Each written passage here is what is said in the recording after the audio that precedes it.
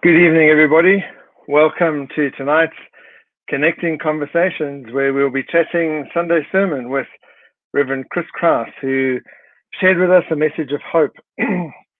Chris is our presbytery minister, and it's wonderful to have you with us, Chris. Welcome to Connecting Conversations. It's a real pleasure to be here, Mike. Excellent. Friends, as you begin to watch Chris and I have a chat, please know that this is about connecting together. So drop us a line, fill in a comment, ask a question if you'd like to, and we'll do our best to answer those and speak to them. Thank you for the greetings that come in there, and it'll be good as we chat.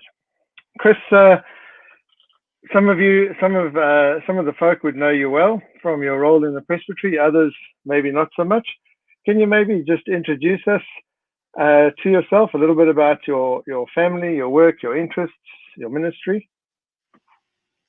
Yeah, I'll try to be short because I'd prefer to talk about the sermon and the gospel rather than myself.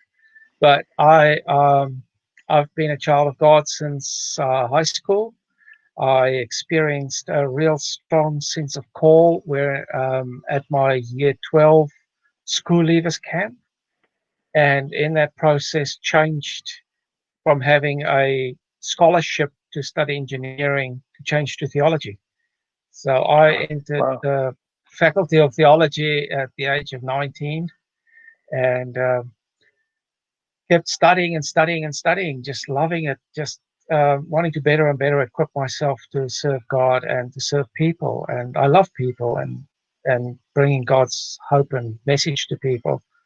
So I've been in many ministry placings through that time. I'm very happily married to Henriette. We've got 2 kids who are now adults. They live in Perth, both married, no grandkids. So we've got a little fund to buy them a book on, help them understand that we need grandkids now. No pressure. But yeah, so Henriette's been traveling with me as and she's been in nursing most of her life.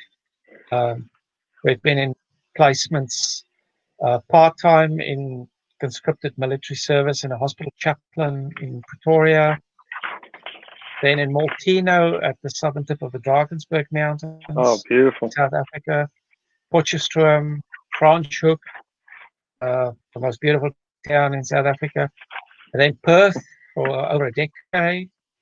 Spent a bit of time in Harvey Bay, and now in this presbytery minister's role.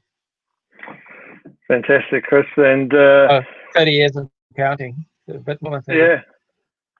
And this presbytery minister's role, certainly you've gotten to hear a lot of audio books and plant a lot of trees. I'm preparing a presentation for the Synod Standing Committee on how things are going in the presbytery, and I looked up some stats and saw that our patch is 65,000 square kilometers. Right. So I do between 28 and 30 audiobooks per year, visiting everyone. I listen to lots of sermons, experience lots of interesting people, some really beautiful things, some sad and hard stuff. Presided at a memorial service on Saturday for a key leader in Childers. So there are the sad days, and then there are the wonderful days when you see miracles happen. All right. Well, Chris, you may notice that Chris is in an interesting studio there. He's in his caravan in Harvey Bay as he made the trip up to do the service in Bundaberg and also visit the ministers here up north. And it was lovely to have you there, Chris, and thank you for doing that. And I hope you're having good weather there in Harvey Bay. But I saw Denise Savage check in. I think it's probably triple the temperature they have there. Right. But no, it's a bit chillier tonight. But yeah, it's lovely to be in the caravan. We're using this as a base so that I went out to Childers, went out to Bundaberg, meeting the ministers and chaplains here in Harvey Bay, recording a service for Harvey Bay. So yeah, I get a lot done. It's great. Excellent. To have a base. Great. Chris, to jump straight into the sermon, you preached on hope and how we can be people of hope and how we can communicate that hope, not in some trite way, but with thought and care and sensitivity. But most important of all, we communicate that hope with well thought out reasons as to why we're a people of hope. And in the first part of the sermon, you actually showed a graph, and I'm going to try and bring it up with the three of us. It's maybe a little bit small over there to see it, but blank me out for a sec. We'll be fine. Sorry? Blank me out for a bit and show it. Oh, okay. We'll still be able to hear you. There you go. That was the graph that you shared with us, and the different curve. I think sometimes we keep sliding down that second part of it, but we keep hearing a lot about the word unprecedented, and this time is unprecedented, certainly. Have there been other times in your ministry where you've seen this graph or parts of it happening, and in the end that hope has been realized? Oh, absolutely, mate. I hate to be one of those people that says when we were, but when we were back in South Africa, I mean, it is hard for people over here in Australia where things have gone so smoothly and people are talking about, 27 years without a recession and stuff like that, to imagine what the level of fear and panic was in South Africa before the first democratic elections. Yes. People were literally panicking and buying like people were buying a few weeks ago. They were buying power generators and buying all the foodstuffs off the shelves and thinking there won't be electricity. And, they were panicking. I remember the stock exchange was decimated because people thought there was going to be nationalization of the banks. So the fear was there. I had to address a church council who said, we think we should have armed guards at the church doors. And I had to say, guys, what are you thinking? Where's God in this? How can you not now step up and show your faith? And it's not that we're naive or pretending that things, she'll be right, mate. It's that we have something better to anchor ourselves to, and God is in control. Yeah. I'll make you feel a little bit old, Chris, but I had just turned 18 when that election happened. So that was my very first election I could vote in. But I do remember.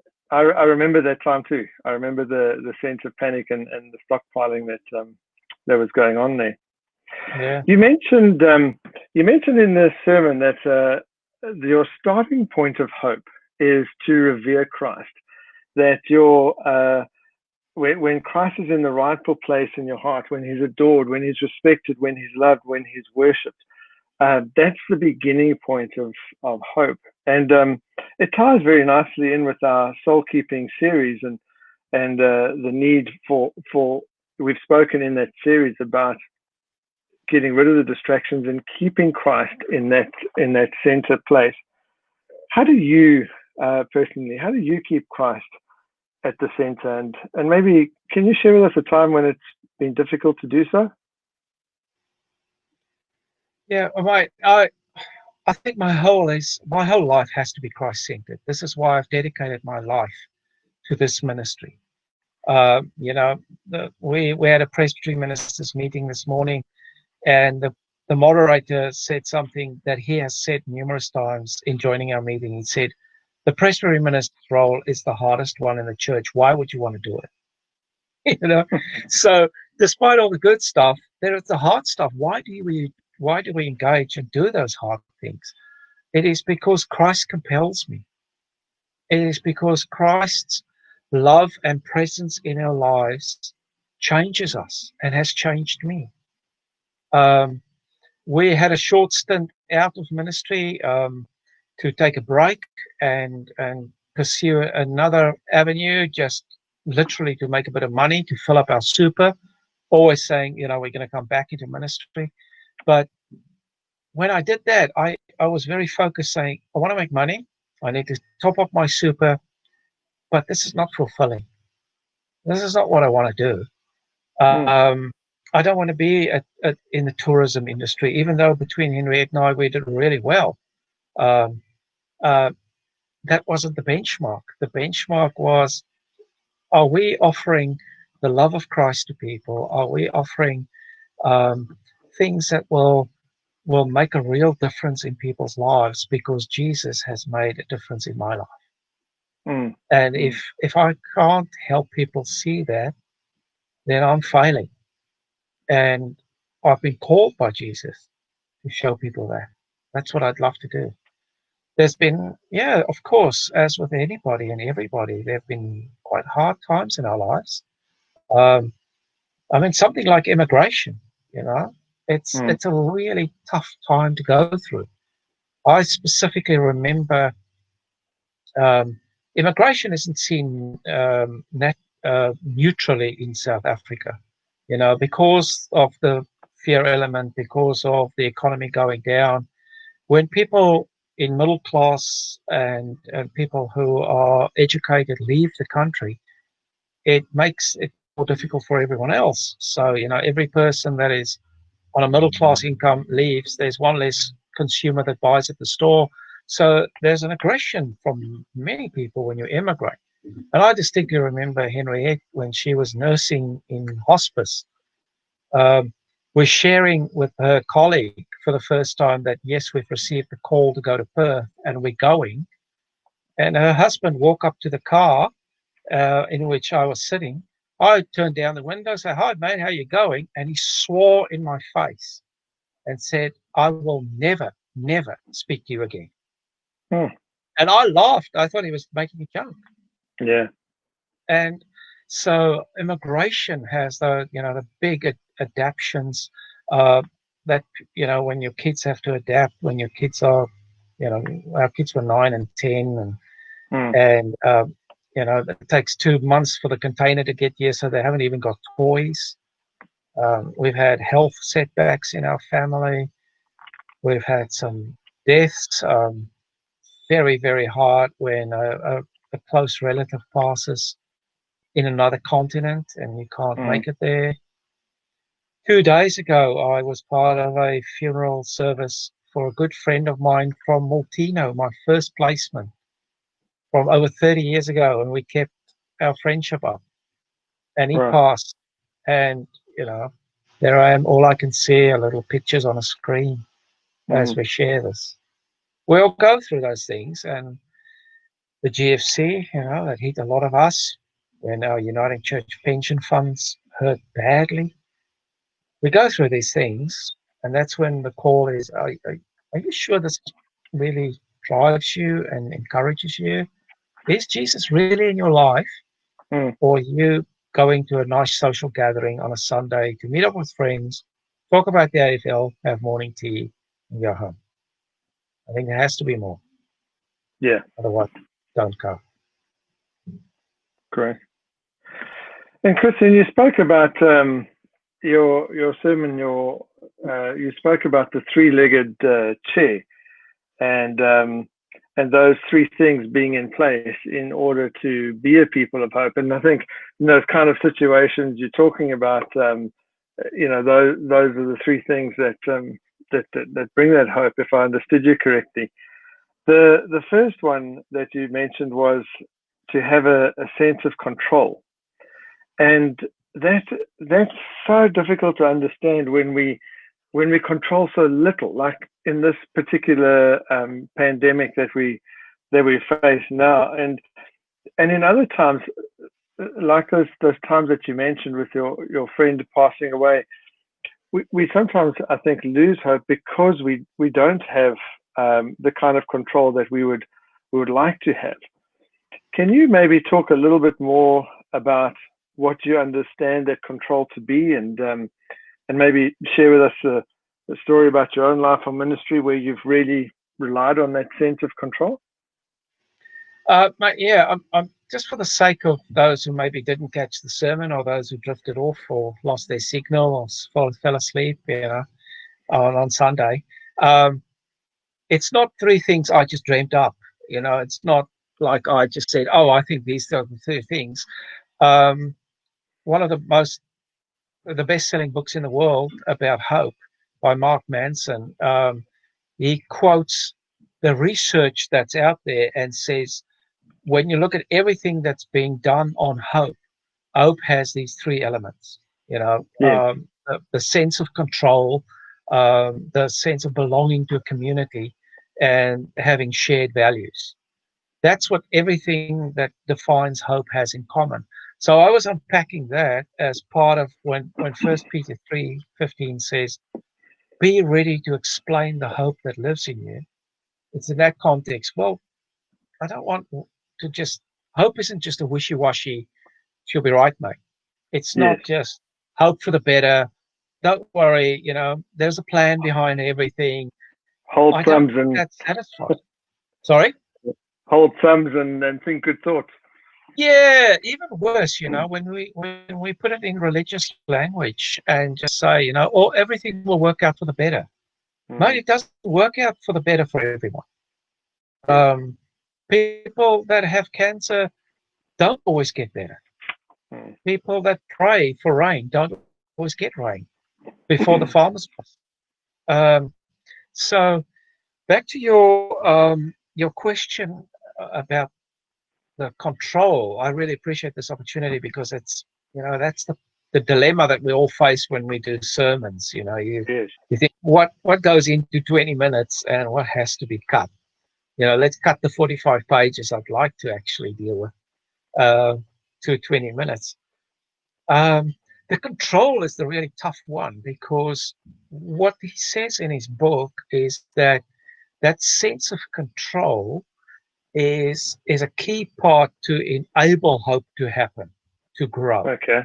It's a prerequisite for it to be able. It's one of the three legs of the stool. If you lose one of the three, it falls over. And in a time like this, we've seen the opposite.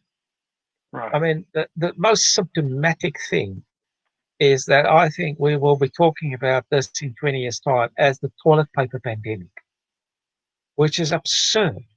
Now, who could have imagined last year that the shelves of Woolworths will be empty with no toilet paper and people won't be able to find toilet paper, and people will be hoarding it. And what were they saying with their body language by buying trolleys full of toilet paper? They were saying, I need some sense of control. I cannot control this. I have no control. This virus could hit me. It could hit my mom. It could hit, my grandkids. It could hit anybody. It could hit my spouse. And if it does, I don't know if I'm going to recover, when I'm going to be asymptomatic or die.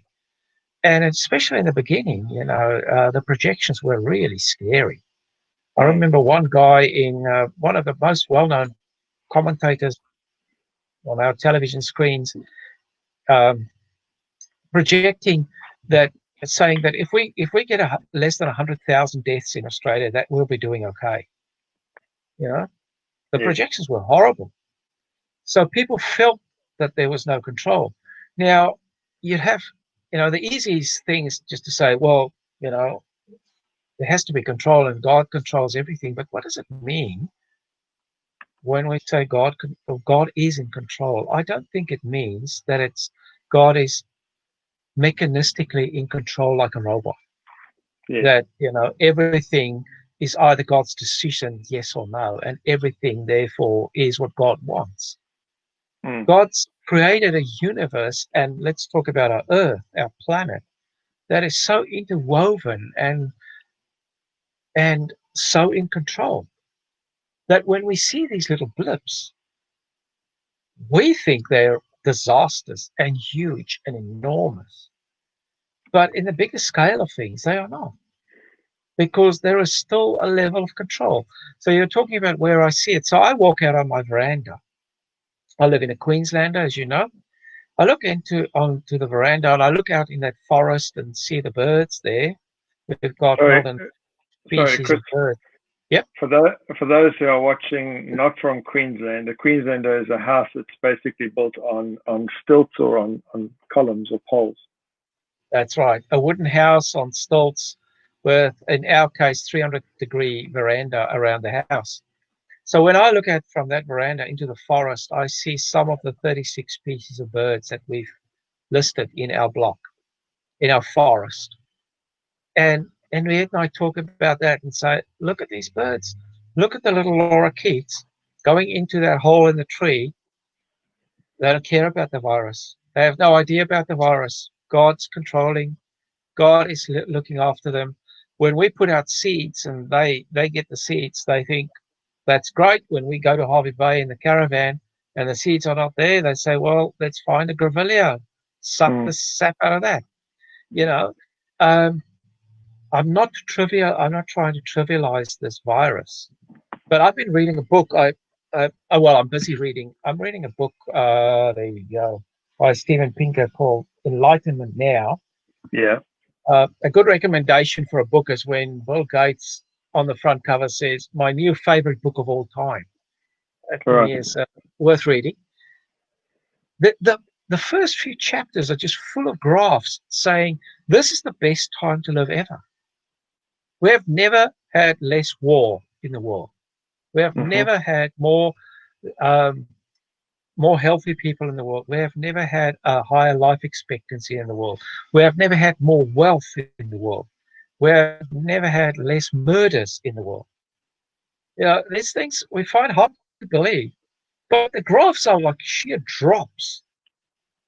So when we're in this virus, even now, if this was the Black Plague, people were dying in terrific numbers because there was no understanding of where it came from. There was no way of coping. There was no ICU.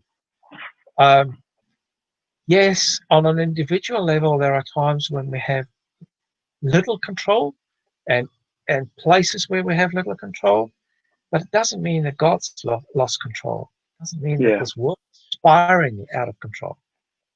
No, absolutely. So I see some of that in the beauty of it. I see some of it in the grace and in God caring. I see God care for that little wallaby that hopped out of its mom's pouch in our front yard the other day, and I think, blessed be to God. What a privilege to see. And I see that when I go into someone's home and I see their love for God. And I visited someone a couple of days ago, and at one stage, I was sitting in their lounge, husband and wife, and I sat in their lounge, and they just said, and after a whole bit of conversation, I said to them, "You guys are happy, aren't you? You're content with life." And they said, "We are. We're happy. God has looked after us." Sometimes we need to look back a bit or get a bit of a helicopter view to see that. And in the middle of a crisis, that's tough. Yeah, it's tough. But the sense of control that I see is that God has not let this go. This is not going to end. This is not the end of the world. Yeah, I think related to that is a comment there by Denise, who says she sat next to a 90-plus-year-old person who lived through the Depression, World War II, and various other major events that helped put it into perspective, which is very true. Chris, you mentioned the second leg of that chair was belief in values, and I've enjoyed seeing politicians actually work towards a common goal in this thing for once, and not trying to do point scoring. And I attribute that to them believing in the same values of the need for health for all people in the countries. That gave me hope. What are the kind of values that the church offers to the world that could bring hope?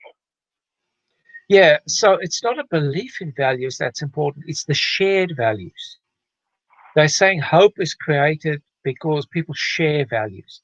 And the shared values in the church are based on Christ and that universal feeling of we're here to serve. We are loved by God and therefore love others. The shared value that all people are important. The shared value that we care and put other people first and love them as much as we love ourselves. This is the time for us to show that and to do that. In the starfish theology, little analogy, little parable that I quoted, the old parable that's been around for a while. I used one or two little examples about individuals making a difference. I want to share with you a little story of what happened in the middle of this toilet paper pandemic. Yes. Right at this, at the heart of it, about 6 weeks ago. One of the people I know quite well, and you know him as well. I'm not going to embarrass people by using their names, but bought a pack of toilet paper, which at that stage, was precious and more valuable than a vat of oil, and took the rolls of toilet paper, pinned a note to each roll, put it in his neighbors' letterboxes, saying, "We as a church community care about you." That precious commodity, he put in people's letterboxes and said, "We care about you." That's the shared value. Yes, I might end up with a shortage of toilet paper, but it's because I've showed you that I care about you. Right. That's how we make a real difference, I think. Oh, I hate beautiful. this thing where we virtue signal and tell everybody what they're supposed to do and what we're supposed to do. Let's do it. Let's do it. And that ties into the next one, Chris, the third leg, which was the community that we belong to. What for you is the best part of the community of the church? What for you is something which you've valued in your own life personally about being part of that community? Oh, mate, the knowledge that if the chips are really down, those who know you and those who actually know of the circumstances will be there. That the real Christians are the people that step up. That when it's really tough, it's those 2 or 3 people that call you. And that's what's meant so much for me. And that's why I think it's so important that we acknowledge that and know that when it's tough for others. Don't just think that, well, that person's going through that tough time. I'm sure they have lots of support. Pick up the phone and call them, because it's interesting how heightened your memory is at that stage. You need to just remember who really cared, who was just saying, yeah, it'll be fine, and who actually said, I care. Yeah. I remember, well, earlier I was referring to how tough the immigration process was. When we lived in Perth, and for the first time, the kids had no toys and nothing. The front door bell rang. We were sleeping on mattresses on the floor because we were waiting for the furniture. And it was a minister from the other side of Perth, 30, 40 kilometers away, who stopped at the front door, had this big box full of board games and a cricket bat, and and just said, here's some stuff for your kids to use. Here's some stuff for you to enjoy and to make life better while you're going through this time. That's, you don't forget that. No, that's true. I've been overjoyed to see in this time, every time I sort of think of somebody in the church who I think may have slipped through the cracks or we've forgotten about, and you phone and they say, oh, no, someone else has been contacting me or looking after me. And that's beautiful. That is so great. Yeah.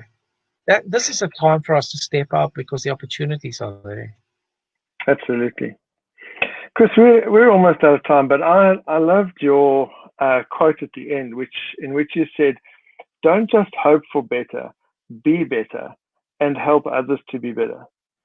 And the reason I liked it is because it puts the responsibility on all of us. And you asked us at the end of the sermon in a challenge, what is the one thing where you will make a real difference, or who is the one person to whom you will make a real difference?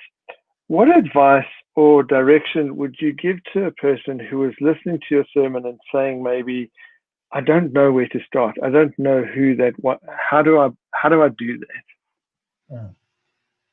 Mate, if you were listening to this last half an hour and somebody came to mind, that's the person. Go phone them now. If tomorrow morning you wake up and you think, this song has reminded me of so-and-so, call them. If you think, wouldn't it be nice if I actually bought some of that and just delivered it at someone's house, go do it. Don't procrastinate. Don't dream too big. These lofty ideas of I'm going to change the world, very few people get the opportunity to change the world. You change the world by making a difference to the one starfish at a time. Yeah. And I would just encourage you, just go do that. Go make that small difference. I'm still stunned when somebody pulls out a Bible and says, you know what, you handed out stickers in a sermon in 2001, and I kept mine and stuck it in the front of my Bible because it means so much to me. Here it is. You know, yeah, just go do it. It's not that hard, but don't try to put a strategic plan in place, 15 steps, 16 months, or and evaluate it the 18th month. Just go do it. Just make that big difference. Yeah. Great. Chris, that's a fantastic place to end, and I actually just want to end with saying that quote again. I did have it somewhere in here, where it says, "Don't just hope for better, but be better and help others be better." And I think that's probably a great place to end off this evening. Thank you so much for being with us tonight, but also for being in the for taking the sermon. We really appreciate that. And it's been lovely being with you guys. Thank you. Thank It's good you. to just flesh it out a little bit further. So thank you for that. Thanks, and thanks to Debbie and the kids for a great lunch. It was good to spend time with you. Likewise. Thanks to all those that tuned in. It was good to have you there and read your comments. Enjoyed that. Phenomenal. Thank you, Chris. Thanks. Friends, that's been our Connecting Conversations for this evening. Thank you for joining us, and we look forward to seeing you again on Sunday. God bless.